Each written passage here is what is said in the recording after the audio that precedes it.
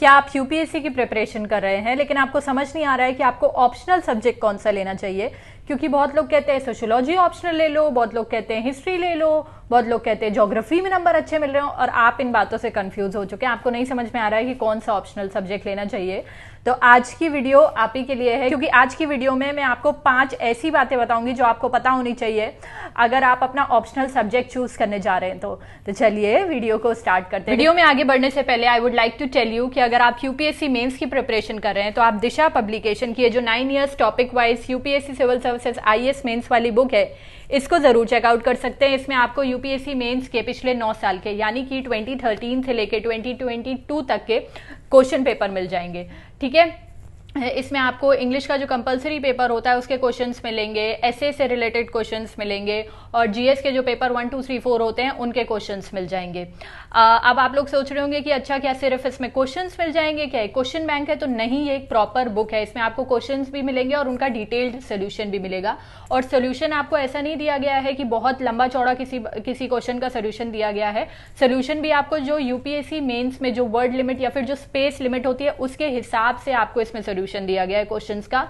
इस बुक का पैटर्न कुछ ऐसा है कि इसमें आपको टॉपिक वाइज क्वेश्चंस और उनका डिटेल्ड सोल्यूशन दिया गया है। फॉर एग्जांपल जीएस का एक टॉपिक है इंडियन हेरिटेज एंड कल्चर। अब इस टॉपिक से पिछले 9 साल में जो भी क्वेश्चंस आए हुए हैं वो क्वेश्चंस दिए गए हैं और उनका डिटेल्ड सोल्यूशन दिया गया है। तो आपको अलग से ढूंढना नहीं पड़ेगा कि कौन से चैप्टर से या फिर कौन से टॉपिक से किस टाइप के क्वेश्चंस आते हैं। आपको यहाँ पे टॉपिक वाइज ही सारे क्वेश्चंस और डिटेल्ड सोल्यूशन दे दिया गया है, तो ये भी काफी अच्छी चीज है। फिलहाल के लिए ये बुक मेरे पास इंग्लिश में अवेलेबल है, लेकिन अगर आप हिंदी मीडियम से हैं तो बिल्कुल भी परेशानी की बात नहीं है, क्योंकि ये सेम बुक हिंदी में भी अवेलेबल है and the links are given in the description box. Don't forget to check out करते हैं। देखिए, पहली चीज तो ये है कि अगर आप किसी भी ऑफलाइन कोचिंग इंस्टीट्यूट में एडमिशन लेने का सोच रहे हैं तो वो लोग क्या करते हैं, थोड़ा बहुत आपको मैनिपुलेट करने की कोशिश करते हैं, क्योंकि टू बी वेरी ऑनेस्ट जो ऑफलाइन कोचिंग इंस्टीट्यूट होते हैं उसमें हर ऑप्शनल सब्जेक्ट के टीचर्स अवेलेबल नहीं होते हैं। ठीक है, ये रियलिटी है। तो वो आपको थोड़ा सा आपका ब्रेन वॉश करने की कोशिश करेंगे कि नहीं, पॉलिटिकल साइंस ले लो, हिस्ट्री ले लो, ज्योग्राफी ले लो, क्योंकि वही सब्जेक्ट जीएस भी पढ़ाते हैं ऑप्शनल सब्जेक्ट के लिए। जैसे फॉर एग्जाम्पल कोई कहता है मैं तो मैथमेटिक्स ऑप्शनल लूंगा, तो उसके लिए अलग टीचर उन्हें लाना पड़ेगा। तो ये चीज़ ज़रूर देख लीजिएगा कि अगर आप किसी भी ऑफलाइन कोचिंग इंस्टीट्यूट में जा रहे हैं और आपने कुछ ऐसा अनकन्वेंशनल सा ऑप्शनल लिया हुआ है तो उसका टीचर वहाँ अवेलेबल है कि नहीं है। ठीक है, और उनकी बातों से ब्रेन वॉश मत हो जाइएगा, क्योंकि वो तो यही कहेंगे कि आप जिसके टीचर उनके पास अवेलेबल हैं आप वो ऑप्शनल लें। ठीक है, ताकि आप उनकी कोचिंग में एडमिशन ले, लेकिन आप अपने इंटरेस्ट के अकॉर्डिंग चूज कीजिएगा। अब दूसरा पॉइंट तो यहीं से कनेक्ट हो जाता है कि आपको जिस सब्जेक्ट में इंटरेस्ट है आप वो ऑप्शनल लीजिए, क्योंकि ऑप्शनल का जो कोर्स होता है वो बहुत वास्ट होता है। अगर आप बिना इंटरेस्ट के किसी सब्जेक्ट को कितने ही टाइम तक पढ़ लोगे। आपने ये चीज़ नोट करी होगी कि जिस सब्जेक्ट में आपको इंटरेस्ट होता है उसे आप पढ़ते रहते हो, बोर नहीं होते। जिसमें आपको इंटरेस्ट नहीं होता उस सब्जेक्ट को आप ज़्यादा टाइम तक नहीं पढ़ सकते हैं। और रही ये बात कि बहुत लोग बोलते हैं इसमें स्कोप अच्छा चल रहा है, इसका स्कोप है, उसमें अच्छे नंबर मिल रहे हैं, उसमें अच्छे नंबर मिल रहे हैं, तो ऐसा कुछ भी नहीं है। अगर आप लिखेंगे तो आपको अच्छे नंबर मिलेंगे, नहीं लिखेंगे तो अच्छे नंबर नहीं मिलेंगे। अगर आप ये सोच के कोई भी ऑप्शनल ले लेंगे कि मेरा इंटरेस्ट नहीं है लेकिन इसमें इस टॉपर को अच्छे नंबर मिले थे या इसमें अच्छे नंबर मिले, ले लेता हूँ, आप उस सब्जेक्ट को ज़्यादा टाइम तक पढ़ ही नहीं पाएंगे, तो आपको नंबर कैसे मिलेंगे? ठीक है, तो ये चीज़ ध्यान रखिएगा। तीसरी बात मैं आपको ये बोलूँगी कि बहुत बार ऐसा होता है कि जब हम नई प्रिपरेशन स्टार्ट करते हैं तो हमें एक्चुअली वी आर परप्लेक्स्ड, हमें समझ में नहीं आता है कि हमें कौन सा ऑप्शनल लेना चाहिए। हम हिस्ट्री पढ़ते हैं तो वो भी अच्छा लगता है, ज्योग्राफी पढ़ते हैं तो वो लगता है कि चलो ज्योग्राफी ले लेते हैं, पॉलिटिकल साइंस पढ़ते हैं तो लगता है कि चलो ये ले लेते हैं। तो इसके लिए मैं आपको कहूँगी कि थोड़ा अगर आपको समझ में नहीं आ रहा है कि कौन सा ऑप्शनल आपको लेना चाहिए, और ये भी बहुत एक फैक्ट है कि हमें शुरू में नहीं समझ में आता कि हमारा इंटरेस्ट कौन से सब्जेक्ट में है।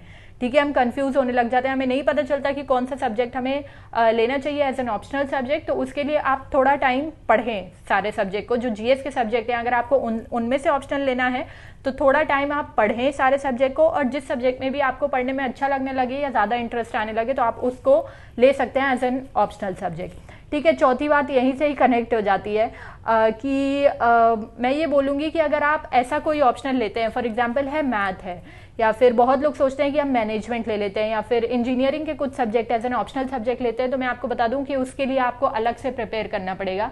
लाइक जीएस में उसका कोई भी रोल नहीं होगा, जीएस के लिए आप अलग से प्रिपेयर करिए, और ऐसे अनकन्वेंशनल ऑप्शनल से आप लेंगे तो उसके लिए अलग से तो उसके लिए अलग से प्रिपेयर करिए। मैं ये नहीं कह रही हूँ कि मत लीजिए, मैं ये कह रही हूँ आपको मेहनत ज़्यादा पड़ेगी, लेकिन अगर आपका इंटरेस्ट है तो बिल्कुल लीजिए। लेकिन मैं ये आपको एक चीज़ बताना चाहती हूँ कि अगर आप जीएस के सब्जेक्ट्स में से कोई ऑप्शनल सब्जेक्ट लेंगे, फॉर एग्जाम्पल हिस्ट्री या ज्योग्राफी, तो आप जीएस में उसको पढ़ेंगे ही, ठीक, तो उतना पोर्शन आपका वहाँ कवर हो जाएगा और थोड़ा बहुत और आपको ऑप्शनल मेंस के लिए पढ़ना पड़ेगा, ठीक है। तो ये चीज़ आपकी हेल्पफुल होगी। लेकिन अगर आप कोई ऐसा सब्जेक्ट ले लेंगे जो कि जीएस के सब्जेक्ट्स में नहीं इंक्लूडेड है, तो उसके लिए पूरा आपको अलग से पढ़ना पड़ेगा, ठीक है। इस पॉइंट से ही अगला पॉइंट कनेक्ट हो जाता है कि अगर आप ऐसे सब्जेक्ट्स लेते हैं जैसे मैनेजमेंट, कुछ भी मैथमेटिक्स या फिर इंजीनियरिंग का कोई सब्जेक्ट ले लेते हैं एज एन ऑप्शनल सब्जेक्ट, तो उसके टीचर ढूंढना आपके लिए बहुत मुश्किल हो जाएगा।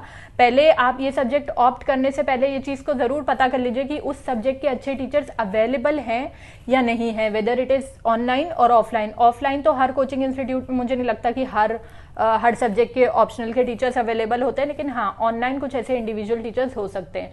तो आप कोई भी ऑप्शनल लें, पहले पता कर ले, जैसे जो नॉर्मल ऑप्शनल सब्जेक्ट है जैसे हिस्ट्री, ज्योग्राफी, इन सब के टीचर्स अवेलेबल होते हैं, बहुत ईजिली मिल जाते हैं। लेकिन जो मैथमेटिक्स ऑप्शनल है, मैनेजमेंट है, या जो अलग अलग सब्जेक्ट होते हैं, उनके टीचर आसानी से नहीं अवेलेबल होते हैं। तो आप ये बात पता कर लें कि जो ऑप्शनल आप लेना चाहते हैं उसका टीचर, अच्छा टीचर अवेलेबल है कि नहीं, ठीक है। आई होप कि ये वीडियो आपके लिए हेल्पफुल रही होगी, और अगर हेल्पफुल रही है तो मुझे कमेंट सेक्शन में बताइएगा, और ये भी बताइएगा कि आपका ऑप्शनल सब्जेक्ट क्या है।